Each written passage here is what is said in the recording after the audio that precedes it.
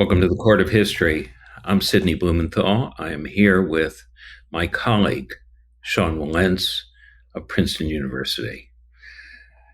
Well, the court is now in session, Sean, and it turns out Jimmy Kimmel Live is live again.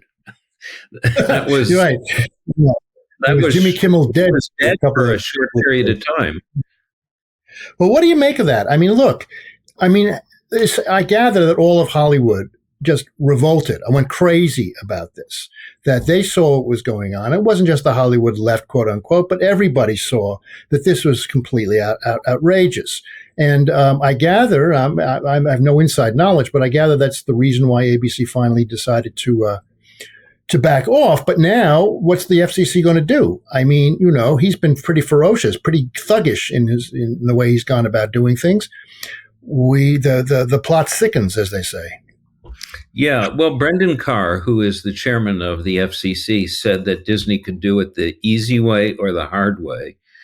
And it turns out that Disney learned it the hard way because all of Hollywood revolted against what it was doing. And Michael Eisner, the former CEO of Disney, came out and really trashed Bob Iger, the current CEO, for his cowardice. No love lost there.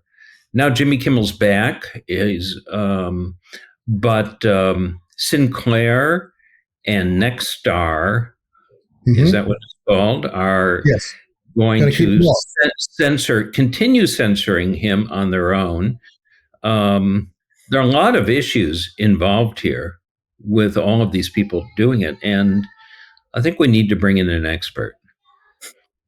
So I'm delighted to introduce an old friend of the Court of History, Seth Stern. He is the director of advocacy at the Freedom of the Press Foundation. Now, that foundation monitors and documents virtually every press freedom violation in the United States and engages in advocacy to defend the public's right to know. And as it happens, just 2 days ago, the Freedom of the Press Foundation sent a letter to the Office of Disciplinary Counsel of the District of Columbia Court of Appeals that was a complaint against Brendan Carr. Seth, we know you have filed a previous complaint on July 28th against Brendan Carr that addressed his egregious conduct and sought, I think, for them to consider his disbarment. Why did you file a supplementary letter, and tell us what's in it? Yeah, that's the thing with Brendan Carr. Whenever you think you have comprehensively documented all of his violations of the rules of professional conduct or the First Amendment, he sends you right back to the drawing board with another one. So we filed a supplement to our original complaint, not overly confident it'll be the last time we need to supplement that complaint.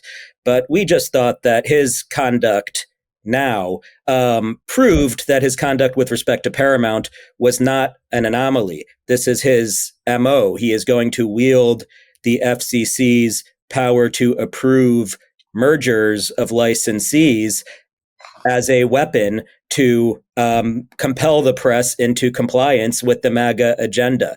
We saw it with Paramount, which was seeking to merge with Skydance. That merger was held up until Paramount wrote Donald Trump a $16 million check to settle his frivolous lawsuit and made editorial concessions, including agreeing to bring in a bias monitor who turned out to be a career partisan, ill-equipped to monitor bias. Now we're seeing the same thing. Nexstar has a merger in the works with Tegna, which not only requires FCC approval, but actually requires a rule change because it would exceed current ownership caps if those two entities were to merge. Nexstar, of course, has all the reason in the world to get Brendan Carr on their side, knowing that he's a political operative and not an independent regulator, and that's how you get favors out of him.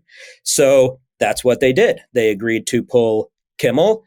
put ABC in a position, and I'm not at all excusing ABC for its own capitulation, but put ABC in a position where a large number of ABC's local affiliates between Nexstar and Sinclair, which also pulled Kimmel, were not going to be able to watch the show.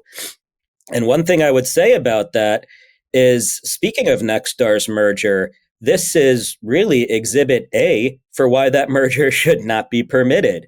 Because you see, Nexstar, even with its current market share, even with its current number of affiliates, has enormous leverage to wield against the ABCs of the world to carry out Trump and Carr's censorship agenda, and we're seeing it doing so. Do we want to give the Nexstars of the world even more power to throw the First Amendment under the bus for profit?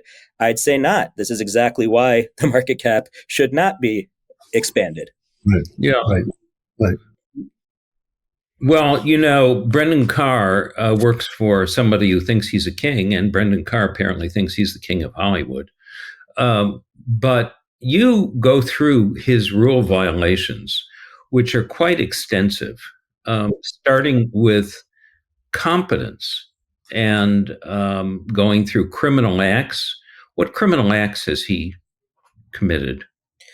Well, I'm not a criminal lawyer, but you've got Republican senators like Ted Cruz saying that this was a mafioso shakedown.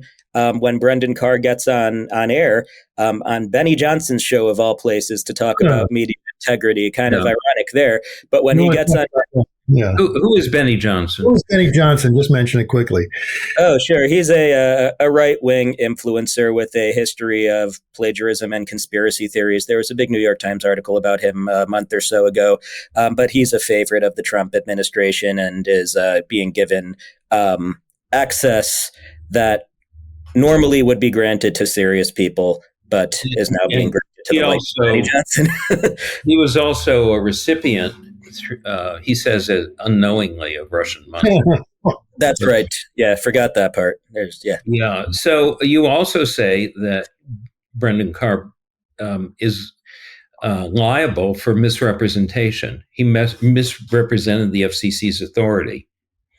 How do you do that? Well, that is from the language of the rules of professional conduct governing attorneys. So it's sort of a legal term, but he is representing to licensees that the FCC has the authority to regulate their content, which it plainly does not. There is a public interest requirement that FCC licensees operate in the public interest. That requires them to not, for example, air blatant fraud or other or pornography or other extreme categories. There is absolutely no precedent for the public interest requirement, meaning that the FCC is entitled to sit in Washington, D.C. and go line by line through a late night comedian's monologue and parse every word they say to decide whether they believe that they're speaking in the public interest. The reasons for that is because that kind of power is sure to be abused. That's why we have a First Amendment in the first place. And you can see it being abused because Brendan Carr shows absolutely no interest in fallacies broadcast over the public airwaves that are favorable to Donald Trump or criticism of Donald Trump's adversaries. Somehow the only time he believes something is not in the public interest is when it is counter to Donald Trump's agenda. So he's misrepresenting the FCC's authority to licensees. And the thing is, the licensees know that the FCC is not authorized to regulate content, but when Brendan Carr contacts them, they know they are not speaking to a good faith regulator with serious curiosity as to whether they're in compliance with their requirements. They're talking to Donald Trump's henchman, as Ted Cruz said, someone who is engaging in mafioso tactics. I can't say how a criminal court would ultimately rule, but to me it looks a lot like extortion. It looks a lot like deprivation of rights. It looks a lot like a number of offenses on the books, whether criminal, civil, or attorney ethics rules. And it looks like one other thing too, though, right? It looks like to me part of the comprehensive effort to redefine what the public interest is, which is to say the public interest is Donald Trump's interest. And he hammers that home and he hammers that home and he keeps going at it in such a way as I think he hopes that eventually people will start believing it, or at least, acquiescing in it, that there's no distinction between Donald Trump's well-being and that of the nation because he speaks for the nation. He is the king. And I think that it always has to be borne in mind, not only in this case, but every time he tries to do this. This just happens to be a case that's particularly egregious and has, tremendous ripple effect throughout the culture, without the politics. But that's what's going on here, right? I mean, he's just trying to say, we are, l'État c'est moi, la nation c'est moi. I'm the country. That's it, right? I think that's exactly right. That's what he is doing with the FCC through the public interest requirement. That is his hook to attempt to regulate content. In the rest of the world that is not regulated through the FCC, the hook seems to be national security and safety. Of course, the Pentagon Papers case held that the government can't just scream national security like a magic word whenever it wants to censor the press. That point appears to be lost on this administration, as we saw with its requirement that Pentagon reporters pledge to not print anything they're not authorized to print, as we see with its frivolous claims that reporting on ICE operations or identifying ICE agents somehow threatens national security, as we see with its efforts to deport people like Rumisa Öztürk for writing a relatively tame op-ed that the Trump administration claims somehow threatens national security or puts Öztürk in a boat with terrorist supporters, with Hamas, who's not even mentioned in the op-ed. Right now, Mario Guevara, a journalist from Atlanta, is facing deportation for nothing but covering a No Kings protest, doing his job, reporting the news. And I do commend all the Hollywood celebrities and everyone else who got behind the push for Kimmel, but they should be spending that same energy on someone like Mario Guevara, who did nothing but report news of public interest to the public, is not facing any criminal charges, is lawfully in the United States, and is on the verge of being deported. He might not be as famous as Jimmy Kimmel. He was never on the Man Show, but he is just as worthy a cause for people to get behind. And the Freedom of the Press Foundation has called attention to his case, yes? Yes, we have, as have plenty of other organizations, Free Press, the Committee to Protect Journalists. There's a whole coalition behind Mr. Guevara's case, but so far to no avail. He is facing deportation, as is Rumisa Öztürk, although she is out of jail finally. She still has deportation proceedings open against her, again, for nothing more than writing an op-ed. This attempt to link advocacy or journalism to terrorism is sort of another layer of the abuse of national security. We saw a bill that fortunately failed that would have given Marco Rubio authority to deny or revoke passports based on his decision that someone's a supporter of terrorism. He's the same person who decided that Rumisa Öztürk is a supporter of terrorism. We've seen these attempts to go after nonprofits, including nonprofit news media, for supposedly supporting terrorism. Again, according to people like Marco Rubio and others in this administration who see any divergence from the administration's foreign policies as support of terrorism. Yesterday, I believe, Trump declared Antifa a domestic terrorism organization, a designation that doesn't exist for an organization that doesn't exist. So I want to ask you about Antifa. So Antifa means anti-fascist, presumably. Right. And somehow it got conjured up from some people who adopted that label during the 2020 period, and Trump somehow regards them as this shadow organization, an immense conspiracy. There's no organization of this, by its very nature, it seems to be anarchist. If it's anything, there's no leadership, there's no membership. But how can he, after having signed an executive order, wield the power of the executive against the press, which is your purview, using such a broad and vague order? Well, we saw where this is headed in the Cop City case down in Georgia.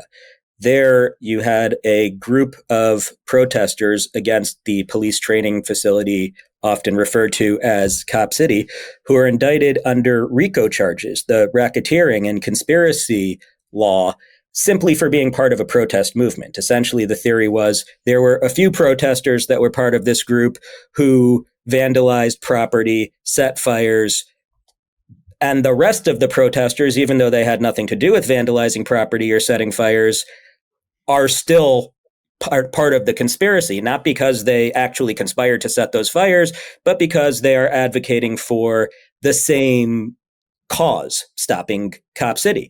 So you had an indictment issued, a RICO indictment, that alleged that acts as simple as holding press conferences or writing essays for zines or shaping messaging for the media or recording police, all very much centrally constitutionally protected conduct. All of those things are acts in furtherance of a criminal conspiracy. Fortunately, that was dismissed a week or two ago on procedural grounds, but it's going to be appealed and might be back. And one of the allegations that was core to this indictment is that these folks were anarchists. I don't remember if they were specifically accused of being Antifa, but their being anarchists was central to the whole thing. I should mention, just to as an additional show of bad faith, the prosecutors in this indictment listed the start of the conspiracy as the date that George Floyd was murdered, even though Cop City had not even been proposed on that date. So read into that what you will. Now, not long after that Cop City case was dismissed on procedural grounds, you heard the Trump administration, Trump himself and Todd Blanche, floating the idea of using RICO charges against protesters, against people like Antifa. And now you have this Antifa designation. So I think it's pretty clearly all part of the same plan to be able to come after activists, to come after protesters based on their being part of a movement, regardless of whether they did anything actually illegal as part of the movement. And as we see at protests all the time, once you come after the protesters, the journalists go hand in hand. The journalists are there covering the protests. The authorities attempt to conflate the acts of journalists with the acts of protesters. Protesters are often sources for journalists who are covering their movement. They are chilled from coming forward, from speaking to journalists when there's a crackdown on the protest movement overall. And we saw in that Georgia indictment, speaking to journalists was one of the acts in furtherance that were alleged. Authorities often crack down on encrypted communication, VPN, other methods used by journalists and protesters alike to communicate securely and confidentially. Pete Hegseth knows a little bit something about communications, but I don't think that he would be eager to protect journalists' right to use the same the same tools that he uses. Yeah. So, not to get paranoid, but how far can this go? When you've got this executive order on Antifa, you've got arrests of elected officials who are doing their duty as part of their offices to monitor immigration courts and ICE procedures who have been arrested. Could they be charged with RICO? Could they be said to be part of Antifa? Who knows? Yeah. Domestic terrorism. Yeah. What happens on the universities? Is a lawyer who defends these people, can they be charged as well? How far does this go? Once you have that kind of executive order, you're no longer under what we used to call the United States. You're somewhere else. It's very much like Turkey or Egypt or Russia or another despotic regime. The Supreme Court, of course, is lollygagging along and allowing them to commit all of these acts before they can come to a decision to whether or not they're going to allow them, so that there are fait accomplis, which, as far as the vast majority of the American people are concerned are violations of constitutional rights. But back to my original question, how far does this go? Like so many other things, it depends on the courts holding the line, and it depends on the public speaking up. The Trump administration, I think, is going to push it as far as it can. We've seen the courts at times serve as an effective backstop, at times not as much. But in the case of ABC, we saw the power that the public has to stop some of these actions in their tracks. There's been pushback on the Pentagon policy I mentioned as well. So it's a key point in time now for the public to make its voice heard, not only in reaction to the fires that are currently burning, but as you're saying, in anticipating where this is next going. I was speaking last night to an incarcerated journalist who occasionally contributes to Freedom the Press Foundation, not incarcerated for his journalism. He's been covering prisons from inside for 27 years. His name's Jeremy Busby. And he was saying that from where he's sitting, it seems obvious that there are going to be a lot more incarcerated journalists pretty soon because journalists are going to be locked up for their journalism. So it's high time that press freedom advocates and the public at large get concerned with the problems that journalists who are currently in prison are facing. That's the kind of foresight we need to have. I mean, Jimmy Kimmel getting suspended, that's a great response to that and a good success getting him back on the air. But we also need to be thinking about what comes next. Yeah, in your wheelhouse is also the obviously meritless suits that Trump has been filing against news organizations, lately the New York Times, that was dismissed out of hand rather quickly by a federal judge. Yeah, tell us about that suit and where that might lead and what the intent is on the part of the Trump administration to mute, silence, and intimidate the press and press freedoms. Well, one of many strategic lawsuits against public participation that Trump has filed, of course, this has long been his MO. And he's bragged about it in the past, about the fact that even if these lawsuits don't go anywhere, he's making his adversaries spend some money. And in many cases, he has more money than his adversaries do. The suit against the New York Times in particular was almost comically frivolous. It was illustrated like a children's book. He would allege that he has tall buildings, and then there would be a picture of a tall building to prove his point. He spent, 80% of the complaint establishing how wealthy and successful he is for purposes of setting up the absurd proposition that New York Times reporting could cost him $15 billion with a B in damages. And then, as the judge recognized in throwing out the suit, had virtually no legal or factual allegations to back any of it up. It was essentially a biography of Donald Trump disguised from Donald Trump's perspective, of course, disguised as a court complaint. Now, I do commend the judge for throwing it out, but the attorneys who filed it should have been sanctioned. And I was disappointed that that didn't happen, because the judge, in his order dismissing it, essentially made the case for sanctions. It was a frivolous, legally baseless, factually baseless complaint, and the attorneys who filed it should have known better. The judge said all that. Those attorneys have great future prospects for Trump. Yeah.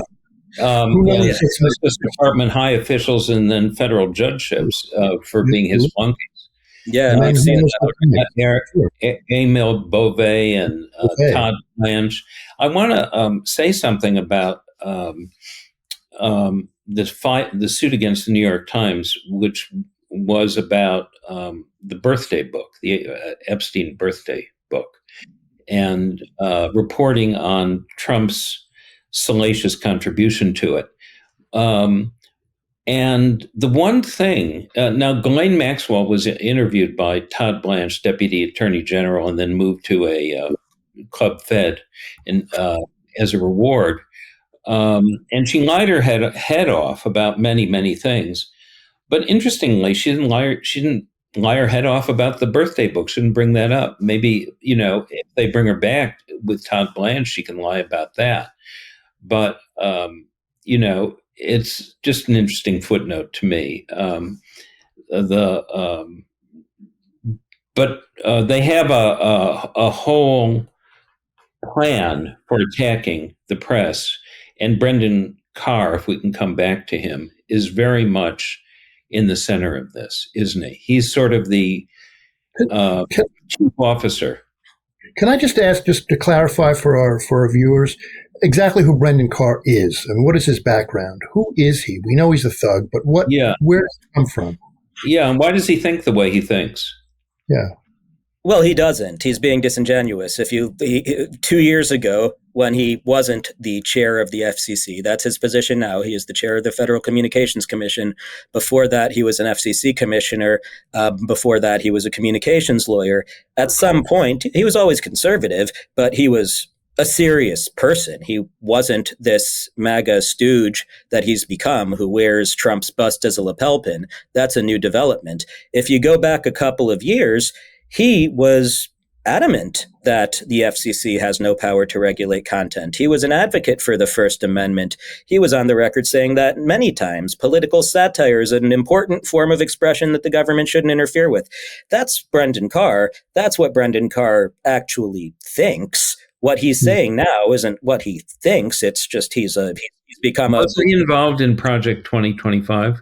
He did, I believe, author the chapter of Project 2025 that deals with the FCC. And I believe the other day, someone pointed that out on social media, and he posted a meme intended to confirm that he is essentially going through the Project 2025 checklist. But Brendan Carr, I don't know what his endgame is here. He was, as I said, at some point, a relatively serious person who has taken this kind of heel turn as this absolute stooge. And as Ted Cruz says, I find myself agreeing with Ted Cruz these days, kind of odd, but he's behaving him like a mafioso, as Cruz said, straight out of Goodfellas. And, that's the reason we're coming after him with these bar complaints. He is someone who historically has been a serious lawyer and who still wants to be regarded as a serious lawyer. He attempts to justify his absurd actions within the confines of the law. He still wants respect in the legal profession, and he shouldn't have it. He shouldn't be able, after he's done serving in this administration, to cash in with a gig as a partner at some big law firm where he exploits all the connections he's made stooging for Donald Trump. He should not be allowed to practice law. As we said in the complaint, and as you referenced earlier, either he is malicious or he's incompetent. That's how we set up the incompetence claim. We think he knows better. If he doesn't know better, though, he is incompetent to practice law. Well, with that, we want to thank Seth Stern of the Freedom of the Press Foundation, and note that they have filed a supplementary disciplinary complaint against Brendan Carr before the D.C. Court of Appeals about his recent actions involved in the ABC News Jimmy Kimmel case. And we want to thank him again for appearing on the Court of History. He is a true friend of the court here. And on behalf of Sean Wilentz and myself, the Court of History is now adjourned. Can't get your fill of Legal AF? Me neither. That's why we formed the Legal AF Substack. Every time we mention something in a hot take, whether it's a court filing or a oral argument, come over to the Substack. You'll find the court filing and the oral argument there, including a daily roundup that I do called, wait for it, Morning AF. What else? All the other contributors from Legal AF are there as well. We got some new reporting. We got interviews. We got ad-free versions of the podcast and hot takes. Where? Legal AF on Substack. Come over now to free subscribe.